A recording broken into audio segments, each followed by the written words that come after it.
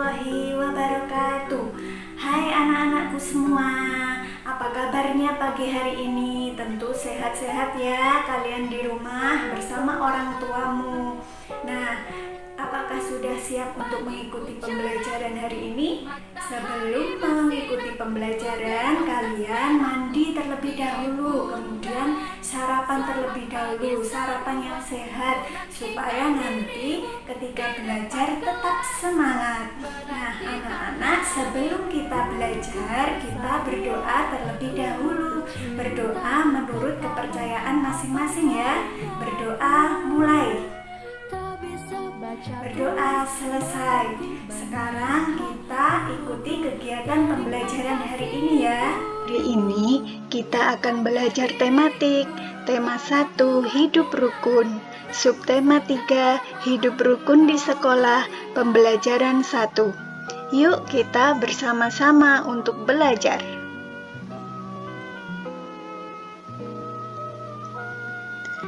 Udin dan teman-teman belajar di sekolah. Selain waktu belajar, ada juga waktu istirahat. Waktu istirahat dapat digunakan untuk berbagai hal. Ada yang bermain, berbincang, atau saling bercanda dengan teman. Udin dan Beni beristirahat di bawah pohon rindang. Mereka menikmati bekal makanan dari rumah bersama-sama. Apa yang kamu lakukan pada waktu istirahat di sekolah, anak-anak? Tentunya kalian pasti juga akan bermain dengan teman-teman, kemudian memakan makanan bersama-sama. Apakah kamu bermain dengan temanmu? Iya dong, pastinya. Bagaimana sikapmu ketika bermain dengan temanmu? Kita harus saling rukun, tidak boleh bertengkar dengan teman. Nah, anak-anak, ayo kita membaca percakapan di bawah ini. Bekal makanan yang dibawa Udin disiapkan oleh ibu. Ibu menyuruh Udin untuk berbagi dengan teman di sekolah. Bagilah bekalmu dengan teman-teman ya, Din, kata ibu. Udin pun menjawab, baik, Bu. Mengapa kita sebaiknya berbagi dengan teman, Bu? Ibu pun menjawab, berbagi menunjukkan sikap rukun. Bawalah tempat bekalmu kembali ya. Nah, di sini percakapannya antara ibu dan Udin. Ibu menyuruh Udin untuk membawa bekal dan berbagi dengan teman di sekolahnya. Nah, anak-anak, dalam percakapan tadi ada kalimat perintah. Hayo, siapa yang tahu apa yang dimaksud kalimat perintah itu ya?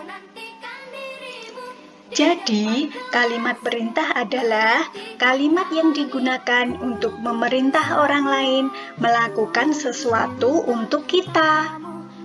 Kalimat perintah biasanya ada kata perintah yang diakhiri dengan kata kan atau lah. Contohnya, matikan, bukalah, tutuplah, buanglah. Nah, jadi seperti itu anak-anak. Jadi kalimat perintah itu biasanya diakhiri dengan kata kan atau lah. Jika kita ingin menulis kalimat perintah, harus diakhiri dengan tanda seru. Bukan hanya kalimat ajakan yang diakhiri dengan tanda seru, tetapi kalimat perintah juga diakhiri dengan tanda seru. Nah, mengucapkan kalimat perintah harus dengan sopan anak-anak. Bisa juga dilengkapi dengan kata tolong. Misalnya seperti ini. Tolong, bukakan pintu itu. Jangan sambil membentak, hei, bukakan pintu itu. Nah, itu tidak boleh anak-anak. Kita harus mengucapkan dengan kata yang sopan dan baik. Nah, di sini ada beberapa contoh kalimat perintah. 1. Matikan lampu itu. 2. Bukalah pintu itu, Dayu. 3. Tolong ambilkan buku itu. 4. Tolong bersihkan kelas itu. 5. Bacalah buku itu. Nah, semuanya diakhiri dengan tanda seru anak-anak. Coba kalian di rumah membuat kalimat perintah ya. Di kelas, para siswa sedang belajar menggambar. Udin, Edo, dan Siti menggambar dengan alat yang berbeda. Udin menggambar menggunakan pensil warna. Edo menggambar menggunakan spidol, sedangkan Siti menggambar menggunakan krayon. Bu, apakah ada bedanya menggambar menggunakan pensil warna, spidol, dan krayon? Coba kalian ambil krayon, pensil warna, dan spidol. Buatlah goresan dengan alat warna tersebut. Kemudian amati apa perbedaannya. Nah, jika kita ingin mewarnai menggunakan krayon, hasilnya akan tebal dan kasar, seperti contohnya pada gambar tersebut. Nah, jika kita ingin mewarnai menggunakan spidol, hasilnya akan tebal dan halus. Seperti contohnya ada di gambar tersebut, anak-anak. Nah, jika kita ingin mewarnai menggunakan pensil warna, hasilnya akan tipis dan halus. Seperti pada gambar tersebut, terlihat kan? Sekarang tergantung sama anak-anak, suka mewarnai menggunakan spidol, krayon, maupun pensil warna.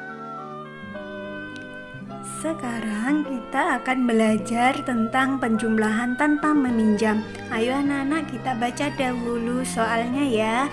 Siswa di sekolah Udin cukup banyak. Ada 124 siswa laki-laki, ada 134 siswa perempuan. Jumlah siswa di sekolah Udin seluruhnya adalah, nah anak-anak, kita bisa mengerjakannya dengan cara panjang dan cara pendek. Kita kerjakan terlebih dahulu dengan cara panjang ya. Kita ubah menjadi bentuk panjang terlebih dahulu, yaitu 124 kita ubah menjadi 100 ditambah 20 ditambah 4. Kemudian yang 134 bentuk panjangnya adalah 100 ditambah 30 ditambah 4. Nah, anak-anak, kita mengerjakan penjumlahan dari satuannya terlebih dahulu, tidak boleh dari ratusannya ya. Kita jumlahkan. 4 ditambah 4 adalah 8, kemudian kita jumlahkan ke puluhan, 0 ditambah 0, 0, 2 ditambah 3, 5, kemudian kita jumlahkan ratusannya, yaitu 0 ditambah 0, 0, 0 ditambah 0, 0, 1 ditambah 1, 2, hasilnya 200 ditambah 50 dan ditambah 8, hasil akhirnya 258.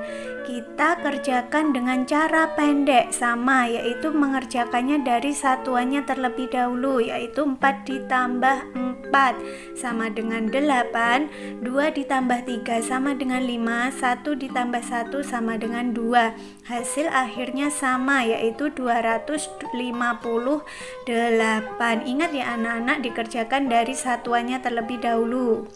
Sekarang kita belajar penjumlahan dengan cara menyimpan. Ayo anak-anak, kita baca bersama-sama soalnya terlebih dahulu. Siswa di sekolah Udin cukup banyak. Ada 125 siswa laki-laki, ada 117 siswa perempuan. Jumlah siswa di sekolah Udin seluruhnya adalah, nah, penjumlahan dengan cara menyimpan ini juga bisa dikerjakan dengan cara panjang dan cara pendek. Ayo kita kerjakan dengan cara panjang terlebih dahulu. Sama ya anak-anak. Nah, dengan cara panjang ini kita harus mengubahnya ke bentuk panjang terlebih dahulu. 125 ini kita ubah ke bentuk panjang menjadi 100 ditambah 20 ditambah 5. Kemudian yang 117 itu 100 ditambah 10 ditambah 7. Kemudian kita jumlahkan, sama, menjumlahkannya harus dari satuan, tidak boleh dari ratusan. 5 ditambah 7, 12. Kemudian kepuluhannya, 0 ditambah 0, 0. 2 tambah 1, 3. Kemudian kita jumlahkan ratusannya, 0 ditambah 0, 0. 0 ditambah 0, 0. 1 ditambah 1, hasilnya 2. Nah, di sini hasilnya ada 200 ditambah 30 ditambah 12. Nah, angka 12 ini kita uraikan lagi anak-anak, yaitu menjadi puluhan dan satuan. 12 ini puluhannya itu menjadi 10. Kemudian satuannya 2 tetap 2. Nah, jadi di sini ditulis lagi 200 ditambah 30 ditambah 10 kemudian ditambah 2. Nah, di bawahnya lagi kita tulis ratusannya karena sama. Kemudian kita jumlahkan puluhan dengan puluhan, yaitu 30 ditambah 10. Berapa 30 ditambah 10? 30 ditambah 10 adalah 40. Kemudian kita tulis yang satuan. Satuannya berapa? 2. Jadi 200 ditambah 40 ditambah 2. Hasilnya 242. Mari kita kerjakan dengan cara pendek atau susun pendek. Sama, yaitu kita mengerjakannya dari satuan terlebih dahulu, yaitu 5 ditambah 7 itu hasilnya berapa? 12. Nah, 12 apa? Ditulis di bawah semua. Tidak, yang ditulis satuannya. Satuannya berapa?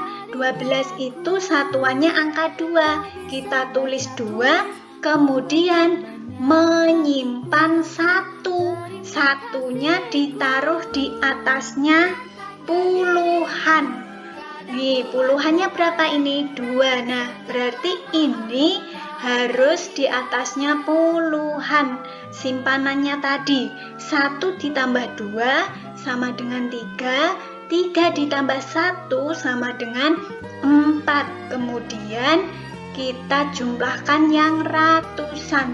1 ditambah 1 sama dengan 2. Hasilnya sama, 242.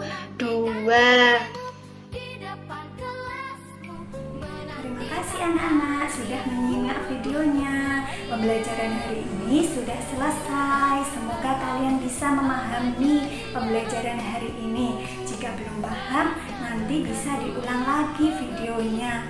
Jadilah anak yang mandiri ya anak-anak. Jangan merepotkan ayah bunda. Jangan ngambek, jangan marah jika disuruh mengerjakan tugas. Tetap semangat, patuhi protokol kesehatan. Bunita mohon maaf jika ada kekurangan atau kesalahan. Terima kasih anak-anak. Wassalamualaikum warahmatullahi wabarakatuh.